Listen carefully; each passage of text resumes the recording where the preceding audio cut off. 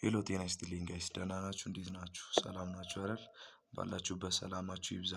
በዚህኛው ቪዲዮ ደግሞ ከባለፈው ቪዲዮ የቀጠለውን ፓርት 3 የምናይ ይሆናል። አክተርስ ኢን ኢንተርናሽናል ሪሌሽን የሚለውን ርዕስ ዛሬ የምናይ ይሆናል። በኢንተርናሽናል ሪሌሽን ውስጥ አክተሮች እነማን ናቸው፣ ትልቁን ሚና የሚጫወቱት እነማን ናቸው የሚለውን ሀሳብ በምናይበት ጊዜ ሁለት አክተርሶች አሉና በኢንተርናሽናል ሪሌሽን ውስጥ ስቴት አክተርሶች እና ነን ስቴት አክተርስ የሚባሉ አሉ። ለምሳሌ እንደ ዓለም 195 ስቴቶች እንዳሉ እናውቃለን። እናም ደግሞ እነዚህ ስቴቶች ሁሉ ደግሞ በዓለም ግንኙነት ውስጥ የራሳቸው የሆነ ተጽዕኖ አላቸው። ስለዚህ ኢንተርናሽናል ሪሌሽን ውስጥ ትልቅ ተጽዕኖ አላቸው ማለት ነው። ሌላው ደግሞ ነን ስቴት አክተርስ የምንላቸው ናቸው። እነዚህ ደግሞ የግል ድርጅቶች እና የተለያዩ ካምፓኒዎች ሲሆኑ በዓለም ግንኙነት ውስጥ ትልቅ አሻራ አላቸው ተብሎ የሚታሰቡ ናቸው። ለምሳሌ ከእነዚህም ውስጥ ኤንጂኦዎች አሉ፣ መልቲኔሽናል ኮርፖሬሽን የምንላቸው አሉ፣ እንዲሁም ደግሞ ዩናይትድ ኔሽንስ፣ አምነስቲ ኢንተርናሽናልስ የምንላቸው፣ እንደ ቀይ መስቀል ማህበር የምንላቸው እነዚህ ሁሉ እነማን ናቸው ማለት ነው? ነን ስቴት አክተርስ ብለን የምንጠራቸው ስቴት ያልሆኑ ነገር ግን በኢንተርናሽናል ሪሌሽን ውስጥ እጅግ በጣም ትልቅ ተጽዕኖ ያላቸው፣ በኢንተርናሽናል ሪሌሽን ውስጥ ትልቅ ተጽዕኖ እያሳደሩ የሚገኙ አክተርሶች ናቸው ማለት ነው። ስለ ኢንተርናሽናል አክተርስ ይህን ያህል ካልን ሌላው ደግሞ ሌቨልስ ኦፍ አናላይሲስ ኢን ኢንተርናሽናል ሪሌሽን የሚለው ሀሳብ ነው። ይህኛው ሀሳብ ደግሞ ምንድነው ከተባለ ኢንተርናሽናል ሪሌሽንን በምናይበት ጊዜ እንዴት ነው ኢንተርናሽናል ሪሌሽንን ማጥናት የምንችለው ብለን ስናስብ በተለያዩ ሌቭሎች አድርገን ደግሞ ኢንተርናሽናል ሪሌሽንን ልናጠና እንችላለን። ኢንተርናሽናል ሪሌሽንን ማን ነው ኢንተርናሽናል ሪሌሽን በምን አይነት ሂደት መሄድ አለበት ወይም ደግሞ ኢንተርናሽናል ሪሌሽን ላይ ተጽዕኖ የሚያሳድሩት እነማን ናቸው የሚለውን ነገር ለማጥናት ስንፈልግ ስንት ነገሮችን እንጠቀማለን የሚለውን ሀሳብ ስናይ አራት አይነት አናላይሲሶችን ማካሄድ እንችላለን።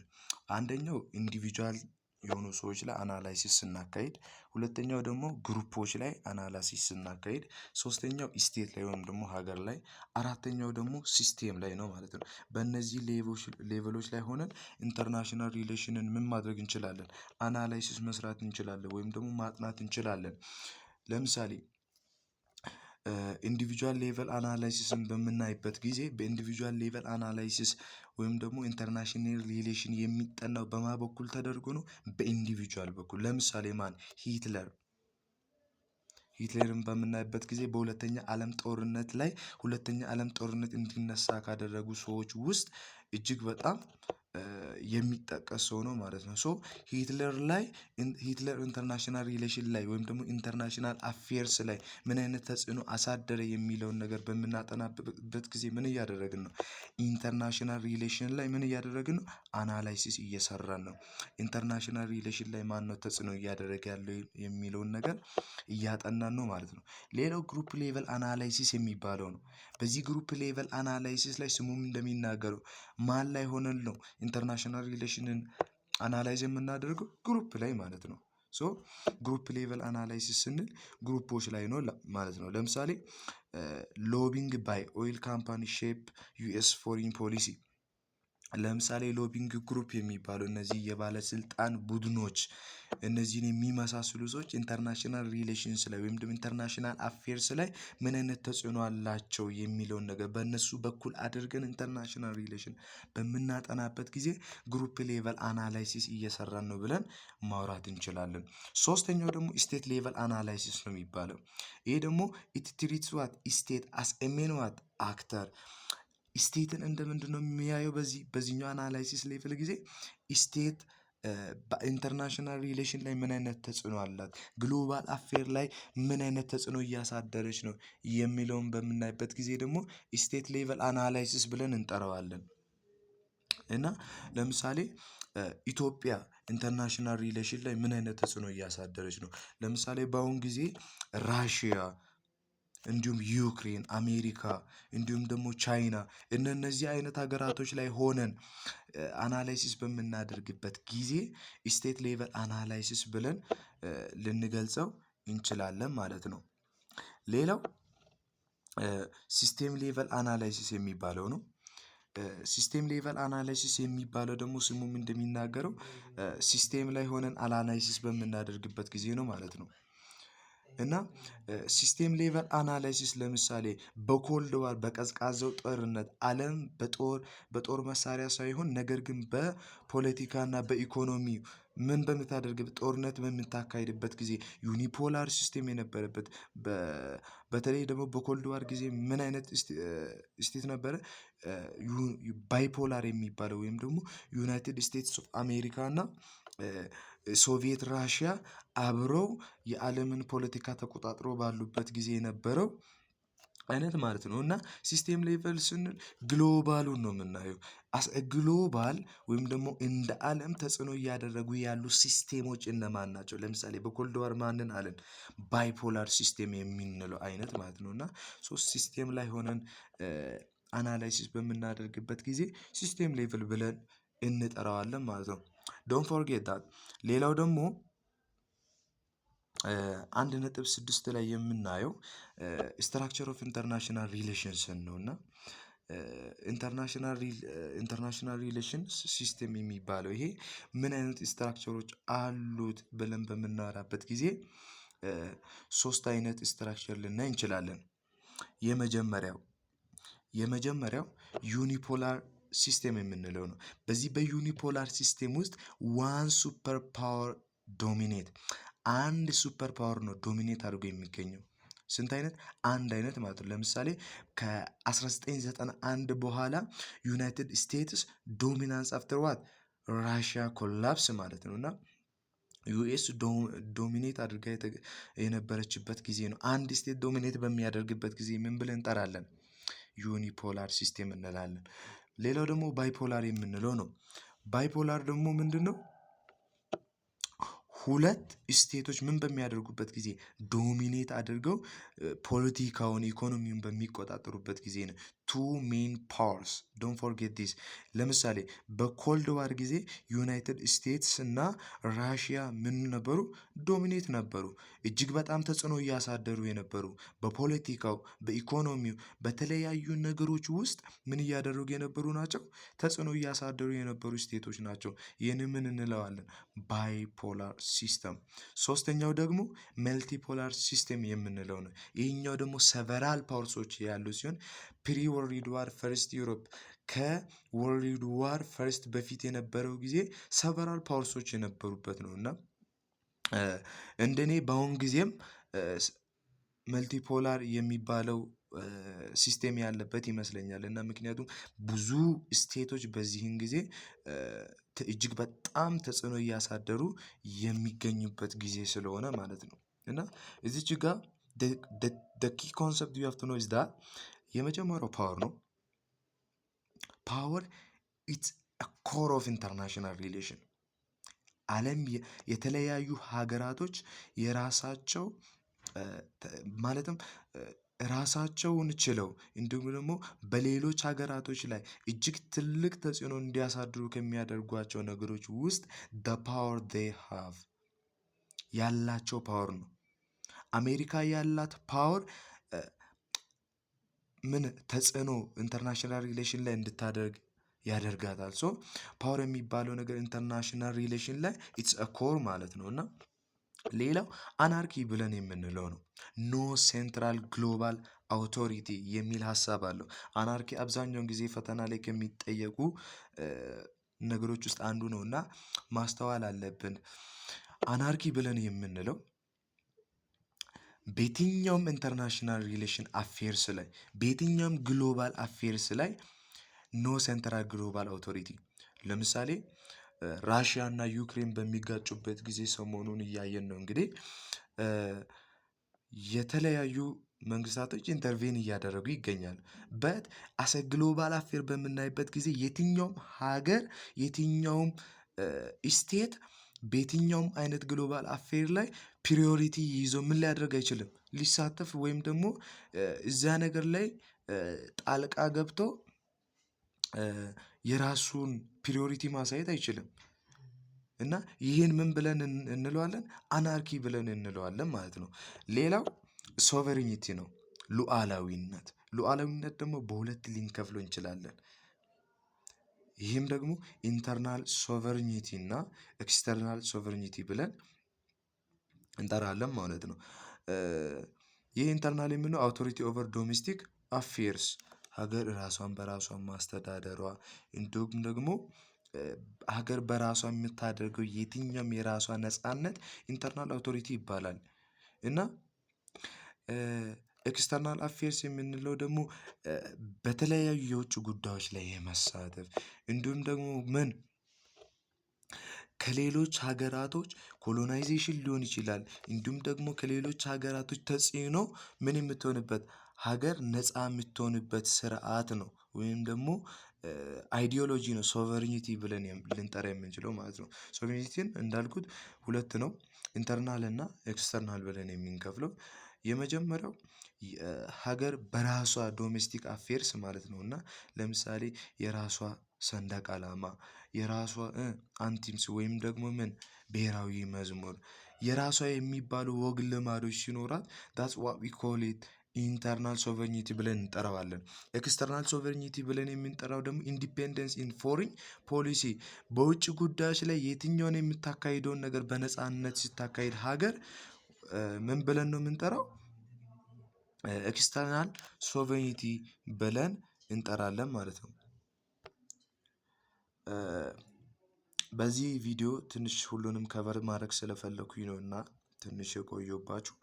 1.7 ደግሞ ቲዮሪስ ኦፍ ኢንተርናሽናል ሪሌሽን እጅግ በጣም ወሳኝ ነጥብ ነው።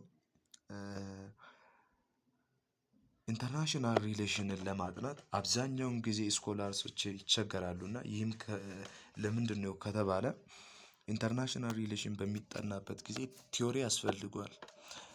ሳይንስ ውስጥ ያለ ቲዮሪ የሚጠና ነገር ምን ለማለት ፕሮፖርት ለማድረግ እጅግ ይከብዳል እና የተለያዩ ስኮላሮች በተለያዩ ቲዮሪዎች አማካኝነት ኢንተርናሽናል ሪሌሽን ይሄ ነው፣ ኢንተርናሽናል ሪሌሽን የሚካሄደው ለዚህ ምክንያት ነው ብለው የተለያዩ ሀሳቦችን ሰጥተዋል ማለት ነው። እና የመጀመሪያው ቲዮሪ ላይበራሊዝም ወይም ደግሞ አይዲያሊዝም የሚባለው ቲዮሪ ነው። ይህኛው ቲዮሪ ምንድን ነው የሚለው ሂውማንስ አር ጉድ ኮኦፕሬሽን ኢዝ ፖሲብል ፕሮሞት ዲሞክራሲ ፍሪ ትሬድ ኢንተርናሽናል ሎው። ይህ ላይበራሊዝም ወይም ደግሞ አይዲያሊዝም የምንለው የቲዮሪ አይነት ምንድን ነው የሚለው ሰዎች በተፈጥሯቸው ኢኔትሊ ምንድን ናቸው? ጉድ ናቸው። ምን ፈላጊ ናቸው? ኮኦፕሬሽን ወይም ደግሞ አንድነትን ፈላጊ ናቸው። ዲሞክራሲን ይፈልጋሉ፣ ሰላምን ይፈልጋሉ፣ ዳይቨርስ ሆኖ መኖርን ይሻሉ። ስለዚህ ለዚህ ነው ኢንተርናሽናል ሪሌሽን የሚባለው ነገር ኢመርጅ ሊያደርግ የቻለው። ኢንተርናሽናል ሪሌሽን የውጭ ግንኙነት እንዴት ተፈጠረ ቢባል ላይበራሊስቶች ወይም ደግሞ አይዲያሊስቶች ምን የሚል ሀሳብ ይሰጣሉ? ሰዎች ቀና ከመሆናቸው የተነሳ ሰዎች አንድነትን የመፈለግ ባህሪ በተፈጥሮ ስላላቸው ኢንተርናሽናል ሪሌሽንስ በዛሬው ጊዜ ሊኖር ችሏል ብለው ያወራሉ ማለት ነው። በተቃራኒው ሪያሊዝም የሚባሉ ሰዎች ደግሞ ምን ይላሉ? ሰዎች ራስ ወዳድ ናቸው። ጦርነት ደግሞ በየትኛውም ጊዜ የሚቀር ነገር አይደለም እና ስቴት ፐርሱ ፓወር ፎር ሰርቫይቫል አንዲት ስቴት ሰርቫይቭ አድርጎ ለመቆየት ፓወር ያስፈልጋታል። በጦርነት የሚያምን የቲዮሪ አይነት ነው እና ለምሳሌ ኢራቅ ዋር ጀስቲፋይ ባይ ዩኤስ ቤዝድ ኦን ናሽናል ኢንተረስት። በኢራቅ እና በዩኤስ መካከል የነበረው ጦርነት ራስን የማስከበር ወይም ደግሞ ራስን የማግነን ጉዳይ ነበር። ሰዎች በተፈጥሯቸው ምንድናቸው ብለው ያምናሉ? ሪያሊስቲክ ሴልፊሽ የሆኑ እና ለምንድን ነው ታዲያ ለምሳሌ እነዚህ ሪያሊስት የሚባሉ ወይም ደግሞ ሪያሊዝም ቲዮሪ አቀንቃኞች ለምንድን ነው ታዲያ አንዳንድ ጊዜ እኮ ሰላም አለ በሆነ የዓመት ጋፕ ውስጥ ሰላሞች ይኖራሉ፣ ለምንድን ነው ታዲያ ያ ሰላም የሚፈጠረው ተብሎ ሲጠየቁ ምን አይነት መልስ ነው የሚሰጡት? መቼም ቢሆን ኮንፍሊክት የሚቀር ጉዳይ አይደለም። ያ የሰላሙ ጊዜ ስቴቶች ለቀጣዩ ጦርነት ራሳቸውን እያዘጋጁ የሚቆዩበት እንጂ ጦርነት አንፈልግም ብሎ የቆዩበት ጊዜ አይደለም ብለው የሚያምኑ ሰዎች ናቸው እንግዲህ ሪያሊስቲክ የሚባሉ ሰዎች እና እንዲሁም ይህን የዓለምን ግንኙነት ወይም ደግሞ ኢንተርናሽናል ሪሌሽን ከምን ጋር ያገናኙታል ማለት ነው? ራስን ከመውደድ ጋር እንዲሁም ደግሞ ከጦርነት ጋር የሚያገናኙ ሰዎች ናቸው ማለት ነው። ምን የሚባሉት ሪያሊዝም ቲዮሪ አቀንቃኞች ማለት ነው። እና ሌላው ሶስተኛው ቲዮሪ ስትራክቸራሊዝም ወይም ደግሞ ማርክሲዝም በማርክስ የሚባል ሰው ፕሮፖርት ያደረገው ቲዮሪ ነው። እና ይሄ ደግሞ ምንድነው የሚለው ፎከስ ኦን ግሎባል ኢኒኳሊቲ ፎከስ ኦን ዋት ግሎባል ኢኒኳሊቲ በግሎባል ኢኒኳሊቲ ላይ ነው እንግዲህ የሚያተኩሩ እና ክላስ ስትራግል እና ዴቨሎፕድ ካንትሪ ኤክስፕሎይት ፒውር ዋንስ እና በህዝቦች እና በስቴቶች መካከል ያለው አለመመጣጠን በኢኮኖሚ ሊሆን ይችላል፣ በፖለቲካው ይሄ ወደ ምን መርቷል? ወደ ጦርነት ወደ ተለያዩ ነገሮች መርቷል ብሎ የሚያምን ነው። እና ለምሳሌ አፍሪካስ አንደር ዴቨሎፕመንት ዱቱ ኮሎኒያል እንደ ካፒታሊስት ዋት ኤክስፕሎቴሽን እና የአፍሪካ አለማደግ ኋላ ቀርነት ከአውሮፓውያኖች አንፃር እና ይሄ አሰ ግሎባል ኢሹ የሚታይ ነገር ነው። ዓለም ላይ እጅግ ትልቅ ተጽዕኖ ያለው ሰው ኢንተርናሽናል ሪሌሽንን በፓርት ዋን እንደነገርኳችሁ ኢንተርናሽናል ሪሌሽን ኔጎሽዬሽንን ወይም ደግሞ የተለያዩ ባለስልጣኖች ተገናኝተው ሰላም ሲወርድ ምናምን ያለ ሁናቴ ብቻ አይደለም፣ ጦርነትንም የሚያካትት ነገር ነው እና ግሎባል አፌርስ ብለን የምንጠራው እና ሶ በተለያዩ ክላሶች ያለምን ስትራግል በክላሶች መካከል ያለምን ኢኒኳሊቲ ነው አሰምን የምናየው አሰ ግሎባል ኢሹ የምናየው ማለት ነው። እና ኢንተርናሽናል ሪሌሽን ሲባል ስትራክቸራሊዝሞች የሚታያቸው ይሄ ነው ማለት ነው። ሌላኛው ኮንስትራክቲቪዝም የሚባለው የቲዮሪ አይነት ነው። እና ኮንስትራክቲቪዝም ምን ላይ ነው የሚያተኩረው ተብሎ ሲጠና ፎከስ ኦን አይዲያስ ኤንቲቲ ኤንድ ኖርምስ ሪያሊቲ ኢዝ ሼፕድ ባይ ፐርሴፕሽን ኤንድ ኢንተራክሽን። ለምሳሌ አናርኪ ኤግዚስት ቢኮዝ ስቴት ቢሊቭድ ኢት ዳዝ እና ኢንተርናሽናል ሪሌሽን የወግ የልማድ የሀሳብ ውጤት ነው ብለው ያስባሉ።